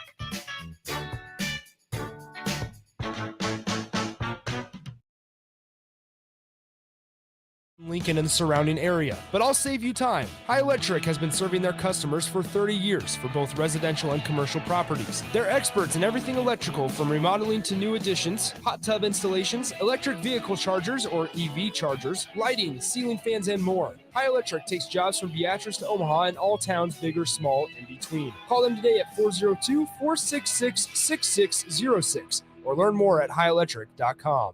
Action Plumbing, Heating, Air, and Electric ensures our home and office HVAC systems run smoothly throughout the year to provide maximum comfort and convenience. Routine maintenance reduced our operating costs just by improving the efficiency of our unit. Consider a maintenance agreement to ensure you too receive priority for services and scheduling. This helps meet manufacturer warranty requirements. Action delivers honest quality services we can count on. To learn more, visit actionlincoln.com. Are you ready for $0 cost individual employee health insurance? How about company paid life insurance for you and your family? What about on-the-job paid training? Become part of the Landmark difference today. Join Landmark Implement, your local John Deere dealer, at our upcoming career fairs. Chat one-on-one with our team to hear what it's really like to work with us. Career fairs will be held at Landmark locations: March 8th in Lexington, March 10th in Kearney, March 22nd in Beatrice, and March 24th in Hastings. See more details at www.landmark.careers. Winter is upon us. Is your home prepared? If your furnace isn't keeping up or you've thought about replacing it, John Henry's has a new year, new unit special. When you purchase a select heating and cooling system from John Henry's, we will give you the furnace for free. There are also equipment and LES rebates up to an additional $850. This offer expires February 28th, so don't miss out. Find out more at jhlincoln.com or give John Henry's a call or text today. 435-5555. Hey, wouldn't it be great if life came with a remote control? You know, you could hit pause when you needed to, or hit rewind. Like that time you knocked down that wasp's nest. Uh-oh. Or that time you forgot to roll up your windows in the car wash. Fantastic. Yeah, a remote control would have come in handy then. Well, life doesn't always give you time to change the outcome, but prediabetes does. With early diagnosis and a few healthy changes like managing your weight, getting active, stopping smoking, and eating healthier, you can stop prediabetes before it leads to type 2 diabetes. It's easy to learn your risk. Take the 1-minute test today at doihaveprediabetes.org. Life doesn't come with a remote control. Yikes! So you're on your own with the wasps. You have the power to take control of prediabetes. Visit doihaveprediabetes.org today. That's doihaveprediabetes.org. Brought to you by the Ad Council and its prediabetes awareness partners. Now back to Riffin with Raff and AD on 93.7 The Ticket and theticketfm.com. All right, ladies and gentlemen, we are back again, riffing with Raff and AD on this Wednesday night. AD's dancing again. Man, the moves you have. I'm telling you, man, it's my old age, bro. I mean, they're good moves, but they're nothing compared to the moves that this guy had on the football field. He was a bad boy. One of the greatest to ever don the N at Nebraska. Number 30, Amon Green. Amon, how are you tonight, brother? I'm doing good. How you guys doing? AG, did you know who that was who had playing, man? No. Who was that? Man, remember Eric B. and Rakim? Eric B. and Rakim? Oh, no, that's Eric B. and Rakim. I know that. I thought the voice. I thought you were talking about the voice. Yeah. That was that old school I ain't no joke. Oh, yeah. No, I know that. I used to break dance to that when I was in Los Angeles as a kid. Oh, yeah. I know that for sure. AG, thanks again for joining, man. It's me and Chris Raff. We also have Carter with us tonight. Again, man, it's a privilege. It's an honor, man. And before I go any further, I know we kind of discussed this, but, man, we just want to pay our respects and our condolences for the passing of Coach Joe Mack, man. Omaha Central former coach. So, again, our condolences with you and the entire Eagle family with that, brother. So our blessings and prayers to you guys on that, man. Yes, thank you. I mean, he gave me, an opportunity and molded me, helped my parents mold me into the man I am today by putting in, stuff like just being accountable, showing up on time, working out at the weight room, and obviously earning a position on the team and doing things to set us on a guideline to stay on that path. I remember my first year there, transferring from North to Central, and we had a pretty good season our junior year. Me, Damian, and Andy Thompson was on that squad, Monte Sanderson, and Matt John, a lot of guys. And I remember our last team meet, and he's like, well, we got, football's over, everybody. We're sitting in an old weight room that we had, the old beat-up weight room. And he says to everybody, all right, so I know some of you guys play basketball. Y'all play winter sports, wrestling. So we get you go and do your work there and have a good season. He said, but if you're doing nothing, if you're not wrestling or you're not playing basketball or any other winter sport, you're going to be in the weight room for this whole winter. And then you're going to be powerlifting into track season. And I'm like, okay, no problem. So it's just like he laid it out like that. It's like you either do something or you don't. You can't just do nothing at all. Right. And be a part of the football team or the baseball or the powerlifting team or the track team. He wants you working, and I believe he had a background in bodybuilding and weightlifting as well. So that's where I say for him that guidance, to me was like, all right, I got to do it, because if I want to be competitive, I want to be a starter, I want to make sure I'm in shape for that as a freshman, and just followed me all the way to Lincoln and then after to Green Bay, to the NFL, to Seattle and Green Bay. So, Mon, you started powerlifting as a freshman, basically, in high school. Yeah, I lifted started with my brothers, Jerry, Nicky, Paul, them picking me up after school, basically giving me no choice to work out with them, which was a good thing, And I love the weight room. I was a gym rat, and the learning from them, and then carrying over on my own to high school, to at North, but then over to Central, where that mentality was, let's hit the weights, no matter what it is, know how much weight we got to throw in that bar, squat, bench, deadlift, whatever it is. I knew if I put that work in, that I would see the reward come out on the football field, on the track, on the powerlifting stage, stuff like that. Because if it was about just working hard, I knew that I could work hard. I knew I could do that. That was probably the easiest part of me as a kid, knowing I could just go anywhere and somebody tell me how to do it the right way, then I'll go get it done. You think about the change going from North to Central. You think about it, granted, the DNA and the lineage that's at running back high. Gale Sayers, Johnny Rogers when it was Omaha Tech back in the day, Calvin Jones. A lot of people forget about Kelly Yancey was a bad boy at Central back in the day. And I can go on and on and on. Did you feel any of that pressure to uphold the standard of the running back at Central when you transferred there? No, the pressure I felt was how I'm going to play. How I'm going to be the starter behind a guy by the name of Damian Morrow at that time, because that kid rushed for 1,800 yards as a sophomore. Yes. I barely rushed for 1,000 at North. Right. So I'm talking to myself in my head, like how I'm going to play, how I'm going to be the starter at running back when he almost rushed for 2,000 yards as a sophomore. And I'm like asking myself, beating myself up. Like I don't know if I'm gonna play at running back. I might have to play wide receiver. I might have to play linebacker because I did that on defense. And then my dad set me down. We had to move into the neighborhood of Omaha Central to go to the school. And so the day we moved, I'm in my room, still unpacking boxes, and I kind of took a break. And he said to me, "Boy, what's wrong with you?" I'm like, two-a-day start tomorrow. Damian, he's a good back. I don't know if I could beat him out.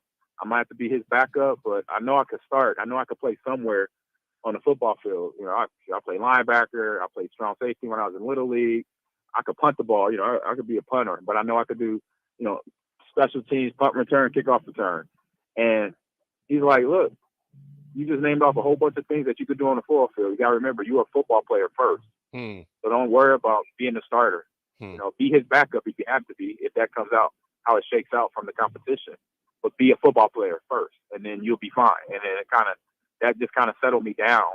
And then the next day I checked in the two-a-days. Coach Mack was there, Damian, Andy Thompson, Monte Sanderson, all the guys, my teammates, Randy Siddick, all them guys checked in, and it's just like they welcomed me like I had been there since my freshman year. So then from there on, we were just having a good time, being friends and being teammates. And then for me, then football was the next easiest thing to come down the line.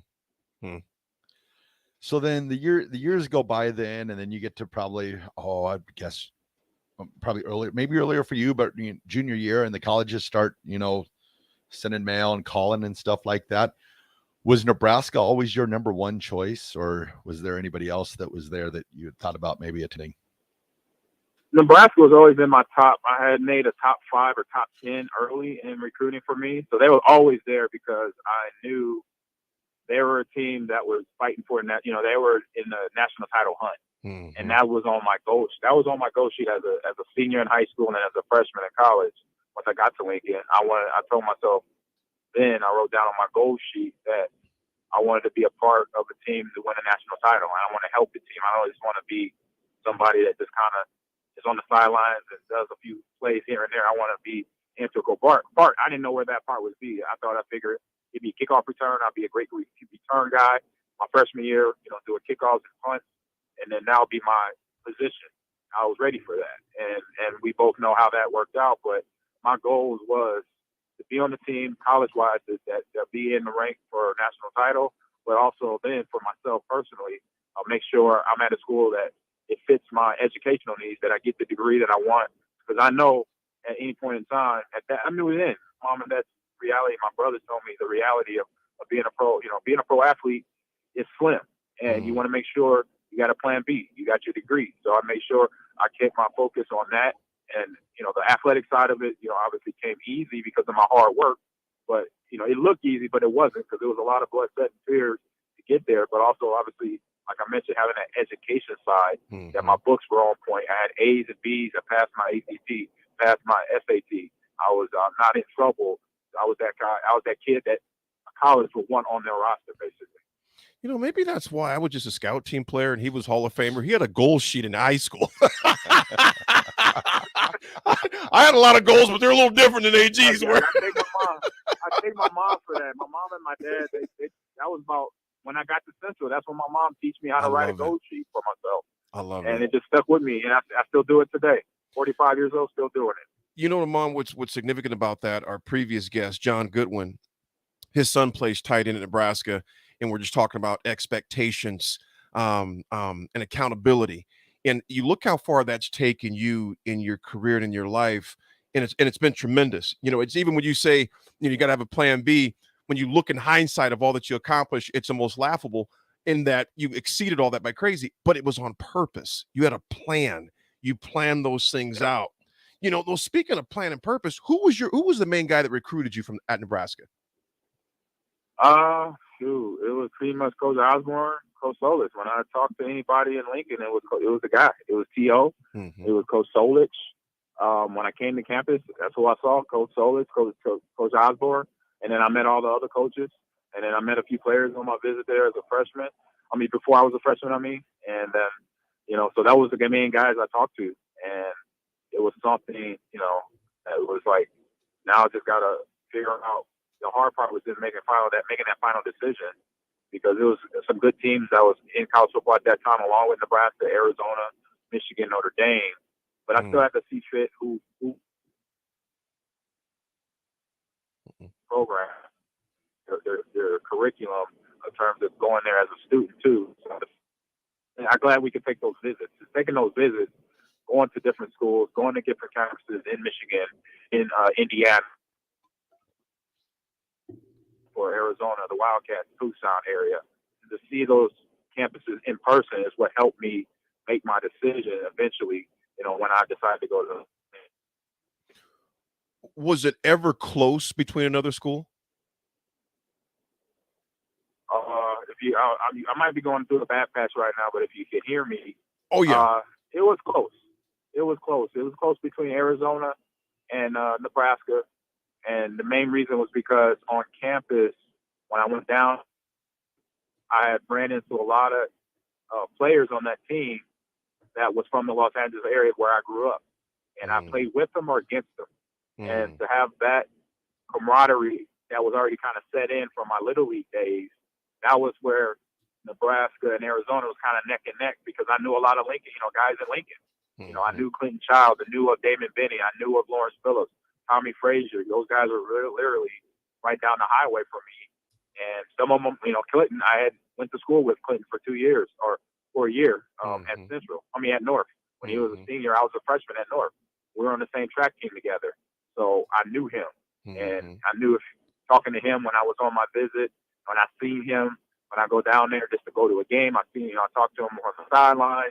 He would say hello and, AG, what you thinking about? Just having those conversations with my friends that are now, that they're still friends today, but teammates too, was just, that's what made it close. And then, the way I kind of the way my decision came to be was basically watching you guys down in Miami when y'all put it on the Hurricanes. And it was a game where you basically had finally told from the gameplay was, this is it. We're the championships now. We're the champions. And now it's no questions. There's no flag. There's no ball just flipping out at the goal line to make a question to the referees. No. Nebraska is winning. Corey Pleasure that win. And then that night, my dad had basically had a minor heart attack. And he was okay. So I'm at a friend's house, and it happened right before halftime. And so I'm watching the game at my friend's house. Mom says, meet us at the hospital. Your dad's recovering. He's okay. He had a minor, scare. So And I did. I rushed.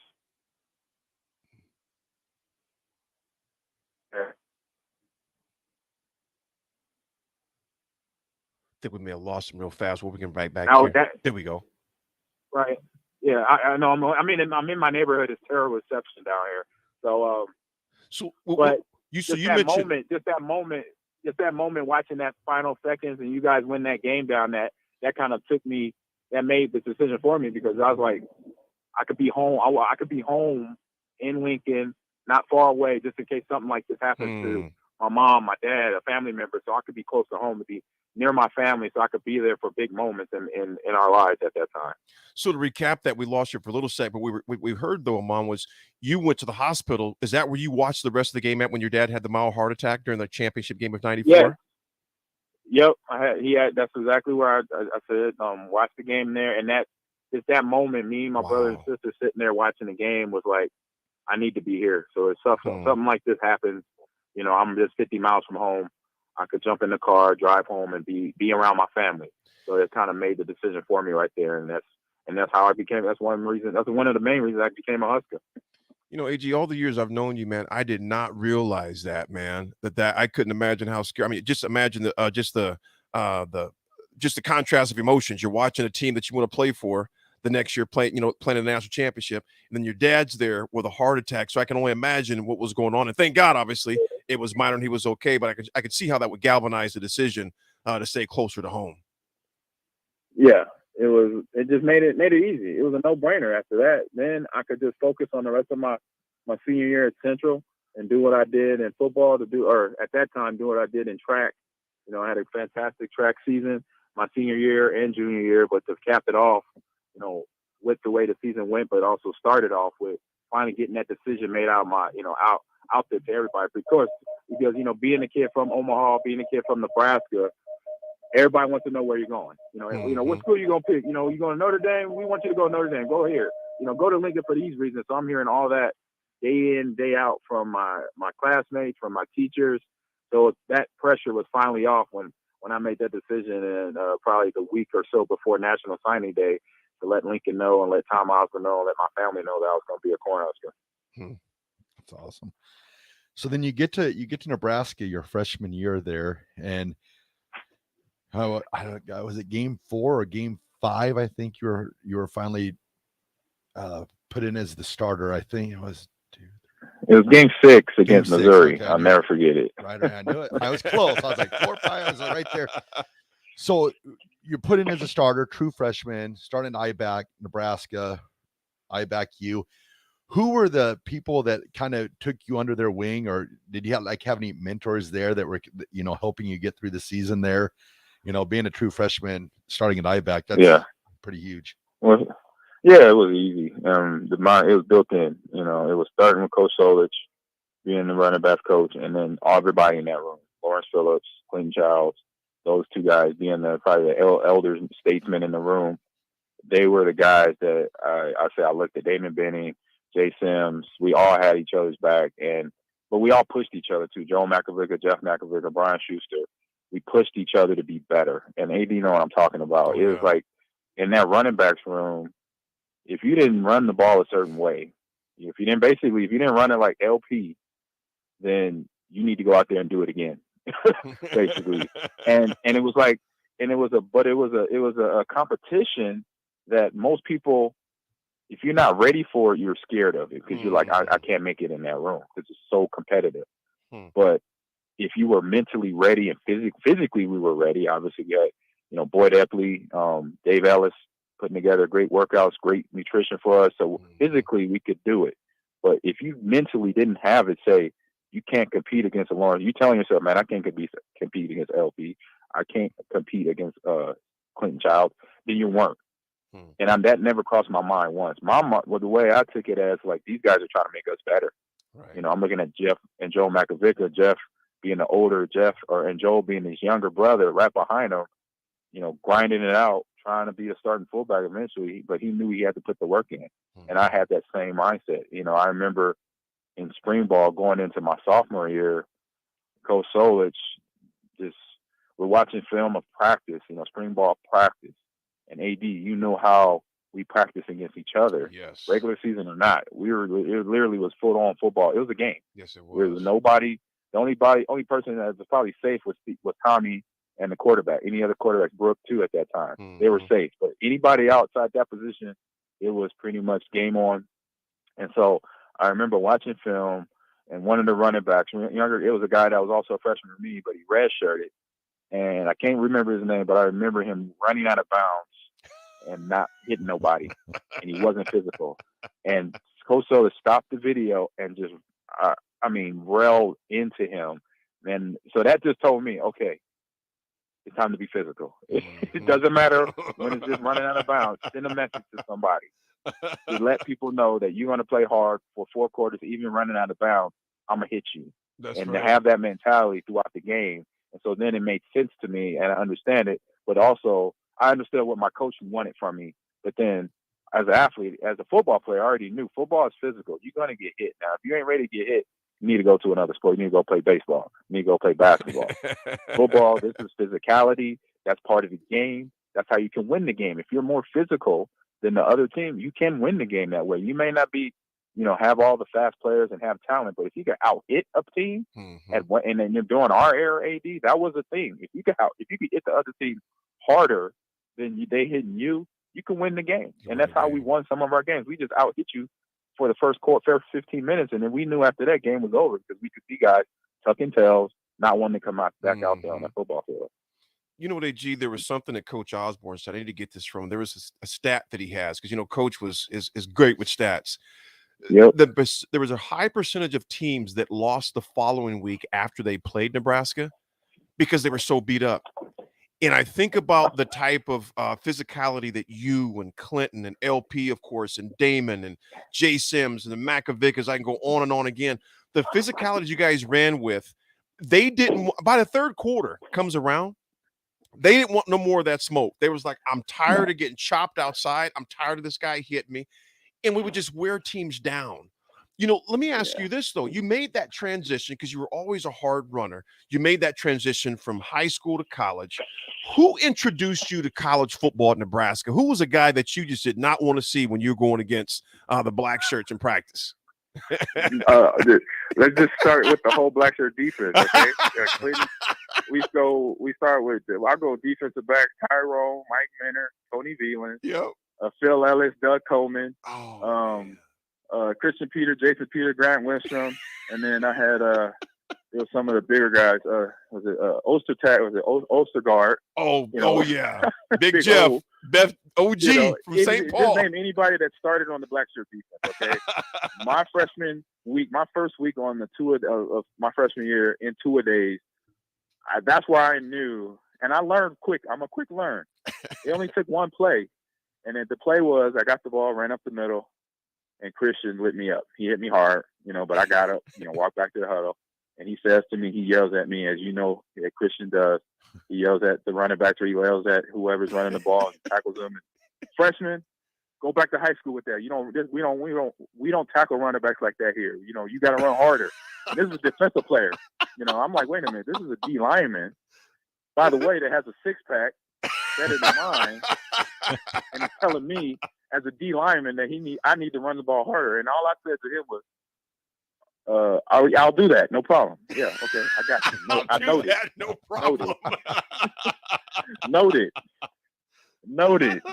And then later that practice, I did that, and I broke his tackle and picked up like 10, 15 yards. That was probably like at that time the biggest run of the practice for me. And at the end of practice, he had an ice bag on his shoulder, and he said, "Freshman, that's how you run the ball." Because I guess I hurt his shoulder or something, obviously unintentional, but me doing my job, learning how to play running back at the college level. Absolutely. All right. So college career progresses nicely. Couple national championships in the game in your junior season at the Orange Bowl down in Miami with another national championship. Did you know going into that game that you might be going to the NFL that next year, or were you pretty much undecided when you went into that game? Or when I went into that game, I didn't even think about it, to be honest. I let it be, something where once I got in that locker room, or once I really got to Miami, I didn't think about it. I said, to myself, because I knew that it was giving me information and where I get drafted and where I might go. But I was like, look, I'm in Florida right now for a reason. I'm here to win a national title. That's the last thing I'm thinking about, because this game has to come first before I get drafted. Mm-hmm. So I just let my gameplay talk, and then how I felt after the game, even if I played good or not play good, that's where I was going to make my decision. And so, no, going into that game, I was all about beating Tennessee Volunteers and Peyton Manning and Phil Moore, Filmer, the head coach. So letting them Bulls, know what we about in the Big 12 at that time. So that was my mindset. Last thing I wasn't thinking about the NFL till that game was over. And then once that game ended, then I focused on thinking about it. It was probably one of the toughest decisions in my life, because, it's a new world, out there, going into the real world of the NFL, but a dream. But then, also making sure that I accomplished some of the goals that I had set for myself. Obviously, getting my college degree will be delayed, and so that held me back. But, I finally made the decision. It wasn't easy, like I said, and came back and finished and got my degree a few years later. So I was just making sure that I stayed on track in that aspect. You speaking of your degree, got your degree, came back and got it. Also, we could go to a whole nother show, all the slew of records that you've had, the accolades, the awards, etc. But when you made that move and you made the decision, okay, I'm going to the league, how fast did things start going after that, from making the decision, agents, combines, all that stuff? How quick did things speed up? Man, I've never been in a Lamborghini, but probably whatever it feels like driving in a Lamborghini. That's how fast it went, okay? It was so fast where I could barely tell the time days. I didn't know, what I was, it was fast. And it wasn't really, things didn't fully slow down until I got to Seattle, and I'm sitting in another, meeting room. I'm breaking down film. That's when things slow down. So after we beat Tennessee, then I go to California for combine training. Then I go to Indianapolis for the combine, come back for my pro day, and then finally get drafted. That's when things slow down, because then I was back to a world I knew: football, training, structure, waking up at a certain time early in the morning to go to meetings, have practice. Once I got to back to that routine, things slowed down. But before that, it was fast. It was all new information I'm processing, trying to understand things, in terms about learning what my agent, who he is, who they are, how they work, the business of that, how the draft works, and the business. It was a blur. But when I think back on it, I do remember a lot of things, but it was a lot of a learning experience, things that I finally understood and processed, but was able to then use it for myself to continue to build my knowledge base of experience. Mm-hmm. I remember talking to, one of our former teammates as well, Tyrone Williams, when he was playing up in Green Bay. And I remember asking him, what was the biggest transition from going to a high-powered, the best in college, as far as national champions, et cetera, to the pros? And how Tyrone talk fast. He goes, AD, man, AD. And he starts talking fast like that. Tyrone, slow down. But Tyrone, obviously one of our boys, one of our best friends to this day, he says, AD, the speed of the game. He goes, bruh, everybody is fast. What was your wake-up call when you got to Seattle? And, in college, even though we were playing against, obviously, the best of the best, there were guys you ran away from. And you could still do it in the pros. But what surprised you? Would you say that's a true testament for you as well, of just how speed and how fast the game changed from college to the pros? Definitely. I'd say I'm not sure. It might have happened in practice. It did.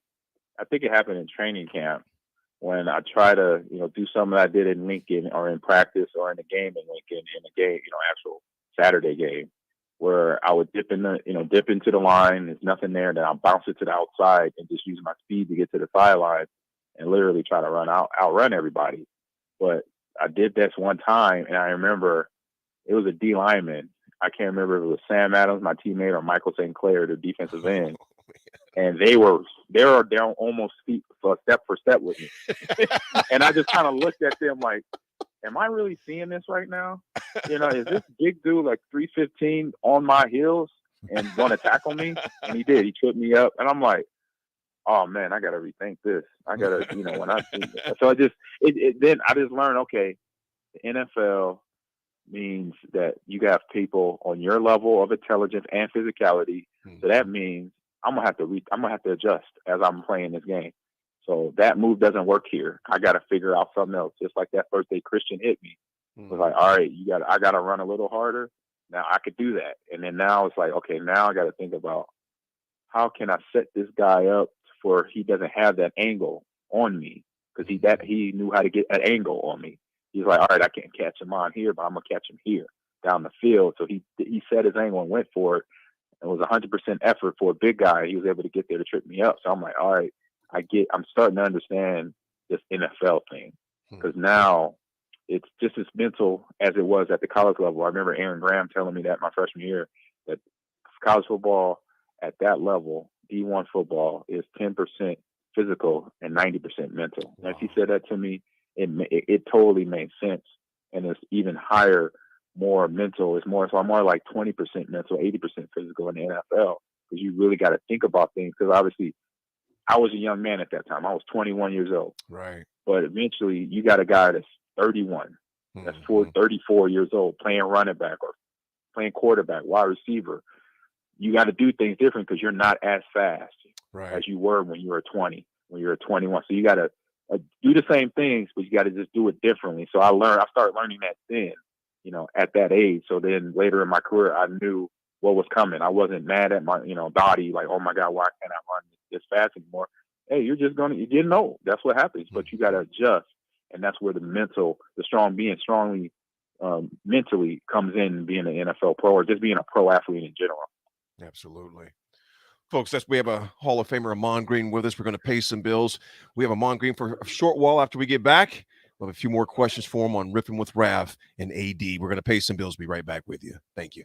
Hi, Sean Callahan here of HuskerOnline.com, inviting you to join us here on 93.7 The Ticket every Saturday morning now. In our new time, we're on from 8 to 9 with the weekly Husker Online radio show. We'll give you the latest in recruiting. We'll talk about what's going on with both football, basketball, and we'll probably share a few stories from the inside. It's every Saturday morning right here on 93.7 The Ticket. It's the Husker Online radio show from 8 to 9 a.m.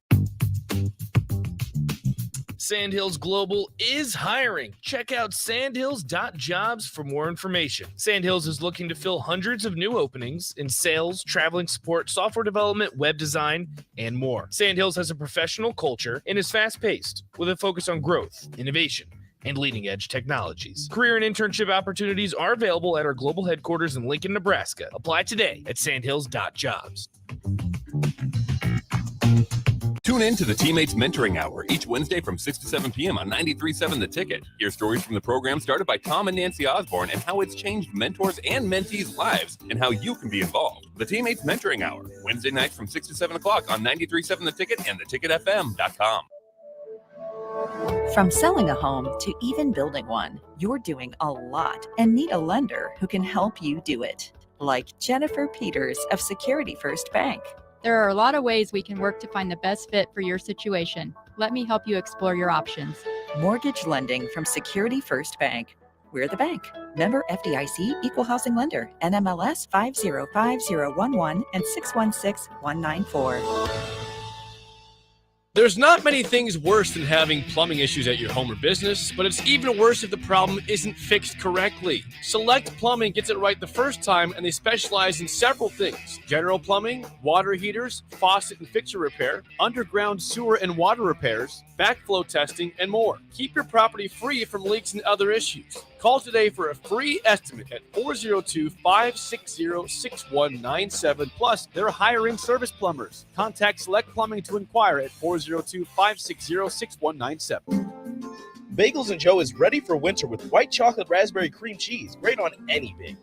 And try a grilled Italian panini for lunch with ham, prosciutto, banana peppers, and provolone on a sun-dried tomato bagel. Bagels and Joe, 4 Lincoln locations. Today on Hey Culligan, unnecessary contaminants. Here's the referee. Hey, Culligan, that's a flag on my water for flagrant foul taste. Ooh, that's a tough one, Ref, but the solution is a Culligan Smart RO drinking water system that reduces up to 58 contaminants, making your water safer and delicious. Yeah, I guess I missed that call. And with the Culligan Connect app, you always know when your filters need changing. The water's up, and it's good.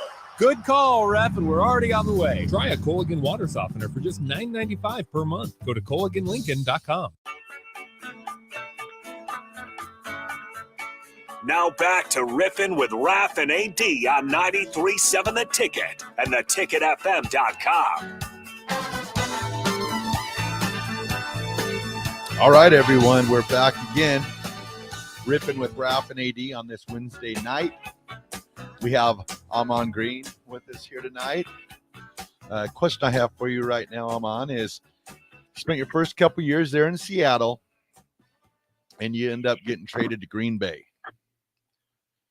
What was that feeling like? Did you know going in there you'd be installed as the number one back, or was that something you had to earn, or how did that go? Going into Green Bay? Yeah. No, I knew I was going to be Dorsey Levin's backup right away. Kickoff return and special teamer. So doing some of the same duties I did in Seattle. So I knew that going into that trade, and I was okay with that. So obviously, it's my job to be his backup and do what I can on special teams. Return the ball and covering the ball, making tackle, stuff I did for 2 years and got really good at it. And so, no, that's what I was told to do and ready to do it. Mon, you guys, we got Carter's one of our producers here, and Carter's a little bit younger than we are, but Carter's got an interesting story. Go ahead, Carter. Well, Mon, first of all, it's my honor to talk to you as a Packers fan. You're a big name in my house. I just want to tell you, me and my brother, he was a Packers fan as well growing up, and we have this old jersey of yours. It's a youth version, and the numbers are almost off of it because it's so worn out. So you've had quite the impact on all Packers fans, as I'm sure you know, and I just want to know that you've been in quite the name in our house as well. Thank you. I appreciate that. Amon, Carter's jersey, it's just what it got on there, just like it looked like a B zero. The threes just wore out. Oh yeah, it's pretty much it's pretty close to gone. You can still see it, but it's not as the condition it once was. It don't even say green; it just says reen. Oh man, I can imagine that. I've seen Packers jerseys like that as well, so appreciate the support right there. That's being a true fan right there. Yeah, Carter's sharp, man. Carter's sharp. You think about you going to Green Bay, AG. You have Dorsey Levens. Of course, Tyrone's there. Donald Driver was there at the time. I mean, you guys had some athletes there. What was it like for you to make the transition? Now, think about this. Not only just teams, because I can only imagine what that was like. You're going from Seattle, a major city, to Green Bay, 115, 130,000, city-owned. How was that move just culturally-wise for you? It was like being a Midwest kid. I was like, I got to come back to the Midwest. I got to come back to the snow and all that stuff. I'm like, dang, man, I thought I made it out. So I was like, I kind of teased myself about that, but I was like, hey, it is what it is. I got to roll with it. I'm not in control of where I'm going, in terms of my trades, but I was like a little frustrated. It was more of a laughing, ha type thing. But it's like, man, I say the bad thing for anybody else is putting Briar Rabbit in the Briar patch, in the Briar's patch, because cold weather and me, I grew up in Omaha, Nebraska. I played football at Lincoln, played football at Omaha Central. So, anything, freezing and below doesn't bother me. And because everybody, that was something, about playing in the Midwest, playing in cold weather, that would sometimes rattle a lot of players, as being from the area, but then finding out our teammates from Florida, from Texas, from California, they're like, man, how do you do it? And I just used it as part of my game, to run hard in the cold weather, and it didn't sway me either way. It was just part of the business, basically. And then, so 2003 happens, and were you in the zone like the entire year that year? I mean, that was a phenomenally crazy season. I actually read that you're the only running back in the history of the NFL that had 1,850 yards rushing, a 5-yard average or 5-yard plus average, 20 touchdowns and 50 catches. And you're still the only running back that holds that record today. I mean, that was just a crazy year. Yeah. And so, kind of in the zone. And a part of that reason I was in the zone, and I said it wasn't just me as my teammates. And I say one big drastic change. And it wasn't a drastic, it was a subtle change. And it was from one of my assistant coaches. It was by our coach that coached us actually at that time, Sylvester Crooms. And then Edgar Bennett got hired on as a player development person. And then he helped, but of course, he would sneak into the running back's room and sit in film and watch it with us and break it down. And he played for the Super Bowl team. And so he had some, his vision and his view as a former pro. And so what we started doing during training camp, we started to have meetings with the offensive linemen. So we're going in the lineman room along to all the running backs and the fullbacks to go in the lineman room and break down film with the offensive lineman. And then, so we're now getting a whole big point of view from the big guys now. So we're having conversations with Marco Rivera, Mike Flanagan, Mark Tauscher-Chadcliffe, and Kevin Berry, Mike Wall, and saying, okay, AG, when I'm doing my power blocking, when we're doing 96 power, what are you looking for? So I can know when I'm engaging the 3 technique or the 5 technique or the wide 9 when I'm pulling around. What are you thinking and what are you looking for? And so I'm telling him what I'm looking for. I'm looking for your back. Once your back tells me that, okay, I got to go outside or I got to go inside, then I'm going to hit it. He's like, okay. So I'll get to one. I said, whatever you want to do, you do it. Don't worry about me. I'll read you. And he's like, oh, you're making my job a lot easier. So with those conversations, then it was a lot more less thinking than more reaction on that football field for everybody, for me as a running back, for my guards, my tackles, my centers, and then obviously my fullback. And then that run game, that's part of the reason it flowed. And it doesn't hurt when you got a guy named Brett Favre who's chucking that ball to Donald Driver, Robert Ferguson, Javon Walker, Bubba Franks. It doesn't hurt. It doesn't hurt having him at your quarterback. So with that combination of players, where we knew how to do our job the way we did our jobs, that's what it made it look like we were in the zone for the whole season. You really were. Man, even just the times that the many times I watched you on TV, the accolades, etc. We're just like, it's family to watch you. The humility that you constantly took with it was amazing, man. And so I'm just crazy proud of the career that you have and what you continue to do and what you're doing now in this last few minutes we got. A lot of people didn't realize this. You were the first coach of Lakeland University's new esports, well, it's not new anymore, sports program. Tell us about what you're doing now with that. Oh man, I'm coaching competitive video games basically for people that are learning it, and for people that know it, I'm coaching esports. Right now, I'm in my second season of coaching Call of Duty, Valorant, Overwatch, League of Legends, NBA 2K, Madden players, and Super Smash players. And it's in Lincoln too. Lincoln has a club team. Oh wow! It's not in the athletic department yet, but we here at Lakeland, we're in the athletic department, so we get some of the benefits. Obviously, being part of the athletic department, along with football, along with baseball, basketball, wrestling, swimming, things of that nature. So, and it's something that we did. AD, we play video games for fun. We trash talk each other about who was the best at NCAA, and Damon Benny would try to trash talk, but he wasn't good. Jay Sims. Shout out to DB. He knows what I'm talking about. Oh, it's all love. We know Jay Sims was the best in the house, though. Yes. Jay Sims was that dude. Oh man. But yeah, that's, playing those games, that was kind of our relaxing, our time away from the game, because we played football, Absolutely. We played the real game. So putting in Madden was our getaway. But I always knew that if I had really time on my hands to get to know this game, these video games that I'm playing, I knew I could be, I knew I could have fun. But then once I realized that, they're having teams that are actually being coached. And I was like, I wonder if they understand how to be a team, how to work together, how to communicate together. Because I know one thing, that's what I did. I had to communicate with my teammates, good and bad. When we're mad at each other, we're hot and bothered. We don't want to listen to what one another has to say, but we got to work together. We're going to win. And so that I know.